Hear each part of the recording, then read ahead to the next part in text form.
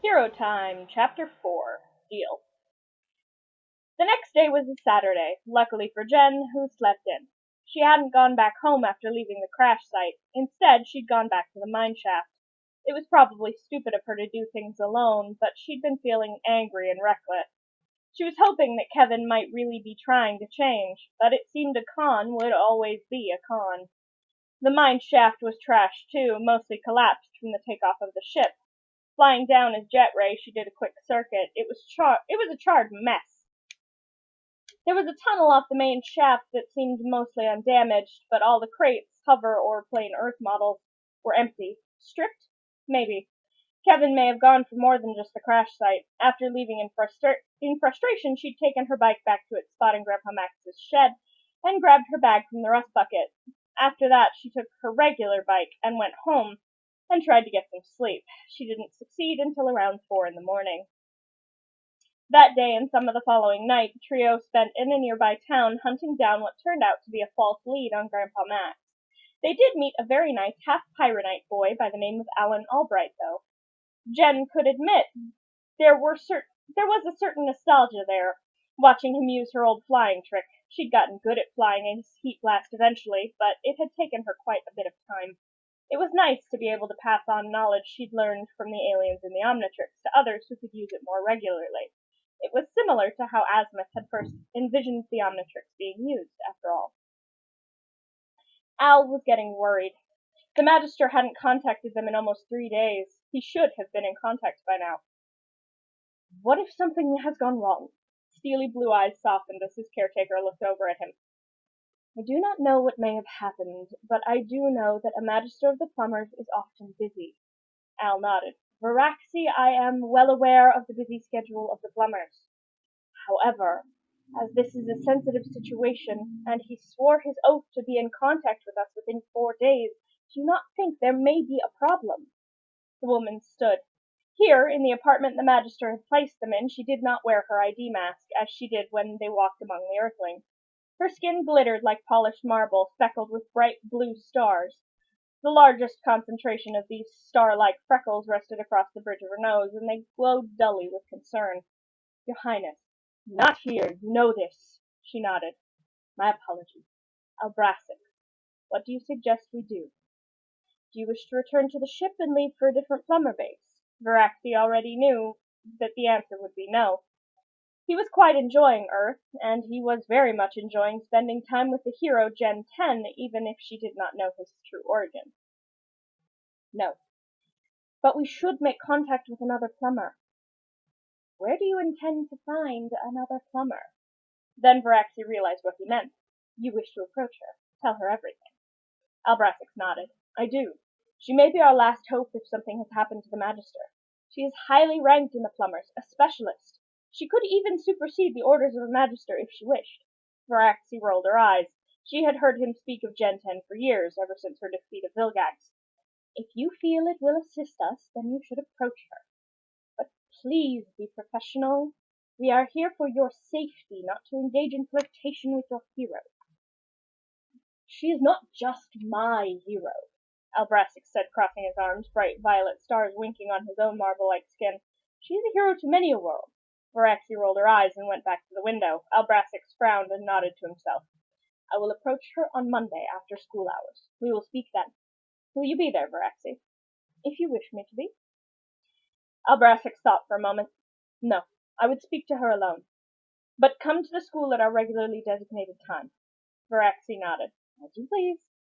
Varaxi sat back in her chair and took back up her watch. The Magister had sworn that this was a safe location, that no one knew they were planet-side, but Varaxi's job was to keep Albrassix safe. It was good to know that he was in the protective custody of Azimuth's Chosen during the day, when she could not be with him at this Earth Institute called school. She was sure Albrassix, Al, as he went by to the humans, would find it painfully dull if not for the wielder of the Omnitrix. Sunday hadn't gone the way she wanted, but Jen had to admit she may have jumped to conclusions a bit quickly with Kevin.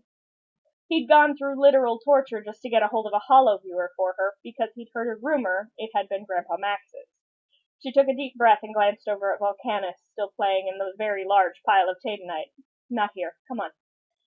She slipped the hollow viewer into her pocket and took Kevin's other arm. Between her and Gwen, they got him out to where he'd parked his car. Once they were there, they set him down so he was sitting on the hood. Gwen opened the trunk. "What are you looking for?" Kevin asked as Jen glanced around for more of Volcanus' minions. "First aid kit?"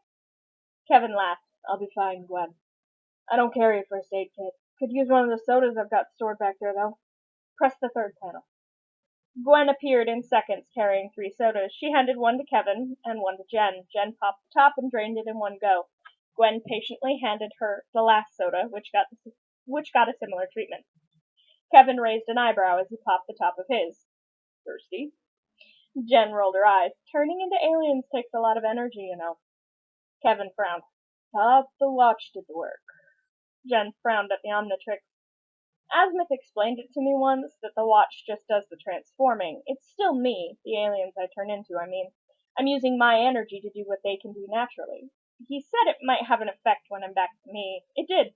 I have the metabolism of a small army." Gwen frowned.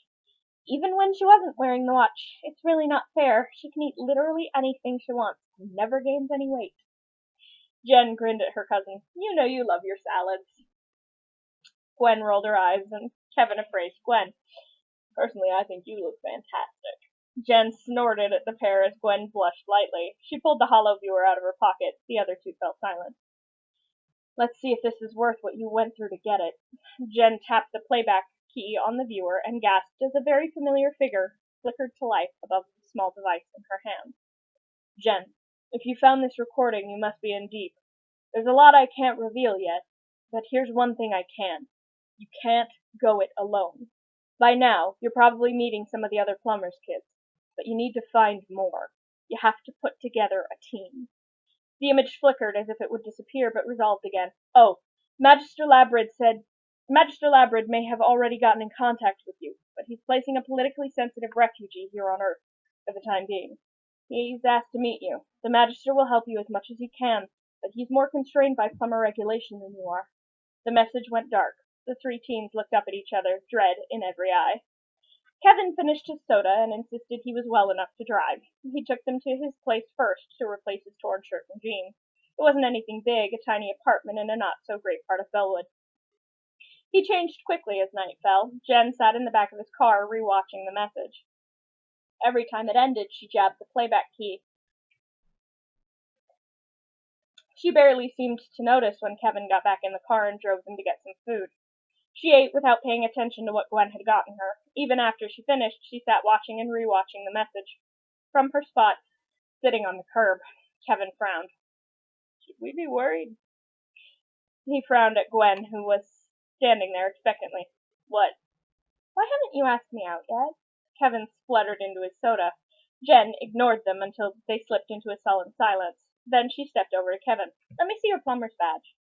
He frowned, but handed it over. Jen tapped one of the hidden buttons on the side of the device, and the holographic map popped up. "So every one of these dots is a plumber's badge." Kevin nodded. "Yeah, we established that yesterday with Heat Blast Jr. Gwen grinned at Jen. "You gave him your number, right?" "Yeah, in case he needs flying lessons." Kevin snorted. "Yeah, flying lessons." Jen rolled her eyes. "What are you talking about?" "I'm just saying that boy looked at you like you hung the moon." Jen rolled her eyes. "He was not getting moony. He was excited because we cleared his name and I taught him my old flying trick." Kevin let out a disbelieving sound and Jen rolled her eyes again. "As I was saying, all of these lights are plumber's badges. Where there's a plumber's badge, there's a plumber. Or at least a plumber's kid. Come on." She handed Kevin back his badge. "You're driving." Chapter 5. Glittering. Meeting and learning the truth about Mike Morningstar was like a slap in the face for Jen. The fact that he could have killed Gwen was even worse. She needed to be better. Even though Grandpa Max had told her to set up a team, she needed to be more discerning and much more careful. She said as much to the others, apologizing profusely to both of them. Gwen waved her off, looking much more alive than she had just an hour before. Jen shuddered at the thought and curled up in the back seat of Kevin's car. Kevin glanced into his rearview mirror. "Hey, feet off the seat." Jen complied in silence, and Kevin shook his head. You can't beat yourself up too bad about Morningstar. If he had a hold on Gwen, he definitely had some kind of influence on you. You weren't acting quite right either. Normally you're a bit more paranoid than you were. Jen let out a breath. Thanks, Kevin. No problem, kid. You're barely a year older than me. Gwen laughed as Kevin grinned. She could see her cousin's grin returning as the two ex-enemies bantered back and forth. She had to resist the urge to hug Kevin for it. Jen had a very bad habit of internalizing her losses. She would let them eat away at her until there was nothing left. She knew her cousin still regretted the loss of not one but two of her transformations. Feedback's loss had hit Jen hard, but Ghost Freak's betrayal had been like a knife in the gut for her cousin. The younger girl had stopped sleeping, even after Ghost Freak was locked away outside the Omnitrix, no longer able to touch her. Nightmares had kept her waking up screaming. As far as Gwen knew, Jen still had clap-on UV lights in her room just in case. Kevin dropped Gwen off first, then motioned for Jen to join him in the front seat. She slipped into the seat and directed him to her house. He parked and locked the doors. Jen frowned at him. I'm serious about today. You can't beat yourself up about every loss you go through. There's plenty of people who beat you up for it anyway. Jen let herself smile. Thanks. And thank you for what you did back there with Morningstar. For the record, I think you're well on your way to deserving that badge. Kevin rolled his eyes and unlocked the car, letting Jen out. She waved and he drove off. He would deny the smile that wouldn't seem to leave his face all the way home. Monday was a little weird. Jen biked to school like she normally did and met Julie at her locker. Julie looked around and grinned. Seen Al yet? Jen shook her head. No. Why? Julie shrugged at her friend. Oh, no reason. Jen didn't believe her for a moment, but she let it go. Julie was always trying to play matchmaker, ever since Ethan had moved away. Jen frowned to herself. Ethan had been a plumber's kid. His father had worked with Grandpa Max. Then they'd moved away. Jen had tried to call a few times, but maybe she should try his number again, see if he would be up for helping her. She jumped as someone put their hand on her shoulder. She looked up into Al's startlingly violet eyes. Morning! He smiled at her. Good morning to you too, Jen. You seemed deep in thought. She nodded. Yeah, just got some stuff happening. She blinked as he brought his arm out from behind him. He was holding a small bouquet of sunflowers. She smiled in surprise as he handed them to her. It is good to see you smile. She blinked at him and blushed bright red. He leaned in closer. He was nearly a foot taller than her, and he had to lean down to reach her ear.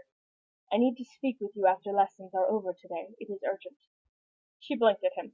Al marveled at the sheer greenness of her eyes as she nodded. They would put even the purest Abraxian emeralds to shame. They were the same shade as the Omnitrix. Okay, we can't talk now? Her question was answered by the ring of the school bell. She went even brighter red. Guess after school it is.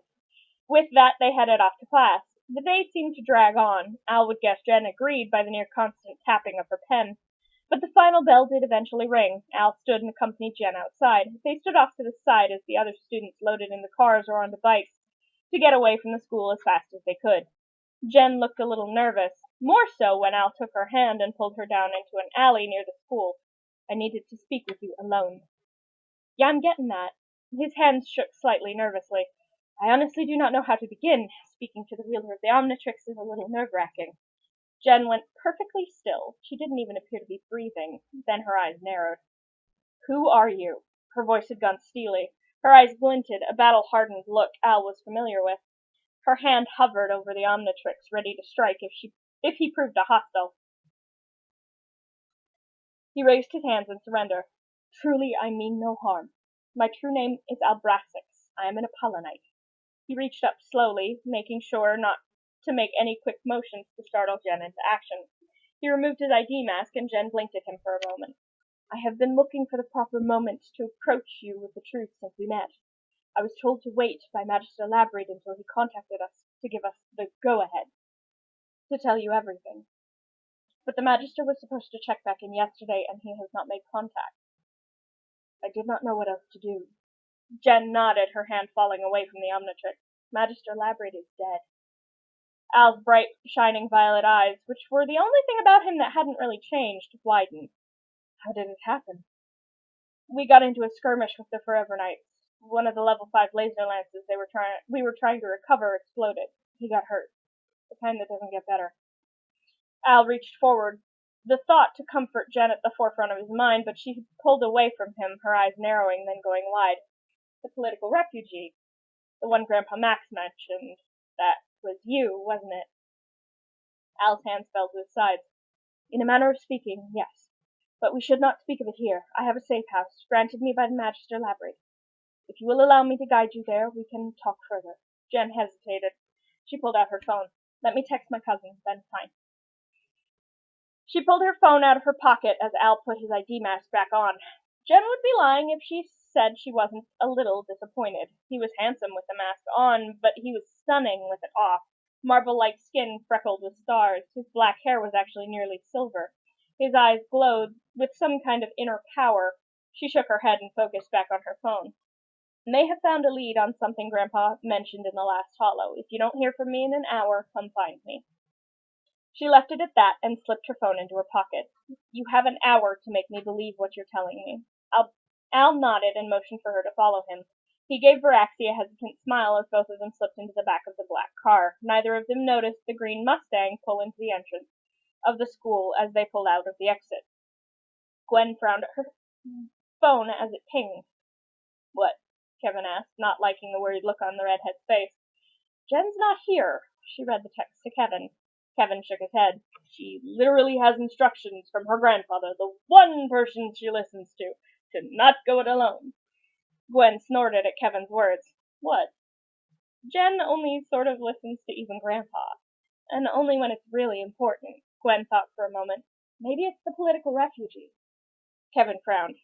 The last part of the vid did mention one, but why approach her? Why now? Think about it. The Magister hasn't been in contact for a few days. They probably had set contact points in time. He would have missed the next one. Both teams flinched, remembering him bleeding out in front of them while Jen tried to reassure him that they would take over where he left off. It had sounded like he'd wanted to say more before he died, but there had been no time. Okay, and if it's not some innocent refugee? What if it's just someone who heard she put the Omnitrix back on and wants to sell it and her to the highest bidder? I don't know how much they'd get for Jen. Gwen tried to joke. She was feeling very on edge. Her brother was coming home for spring break soon, and she was really hoping he wasn't going to get mixed up in all this. He didn't know. None of their family did except for Grandpa Max, which, thinking about it, was probably why he and Jen were as close as they were. Jen had talked about joining the plumbers when she got old enough, after she took off the watch. She'd called it joining the family business. You'd be surprised. Humans actually sell for a pretty piece of tatanite, especially pretty ones. Add to that the Omnitrix, and she basically becomes a bidding war that could ruin several galaxies. Gwen frowned at Kevin. How do you know that? He shrugged. Life's rough out there. He pointed up. Almost got caught once myself after I escaped the null void. Heard them talking about how much they could get for me. And a piece of tech like the Omnitrix? One of a kind. Gwen shook her head at him. If it's not some innocent refugee, she'll have backup. Gwen held up her hand. Kevin frowned. Don't you need something of hers to track her with? Gwen shook her head. No, I've known her long enough. I should be able to pick her out. Gwen grinned. Got her. She opened her eyes. Drive. I'll guide us there. Kevin nodded and drove off. Gwen was silent for a moment. So, you think Jen is pretty? Kevin glanced over at Gwen. Not as pretty as her cousin, but she's got that kind of jock punk look going. Better than when she was a dorky kid, at least. Gwen grinned slightly as they slid into traffic.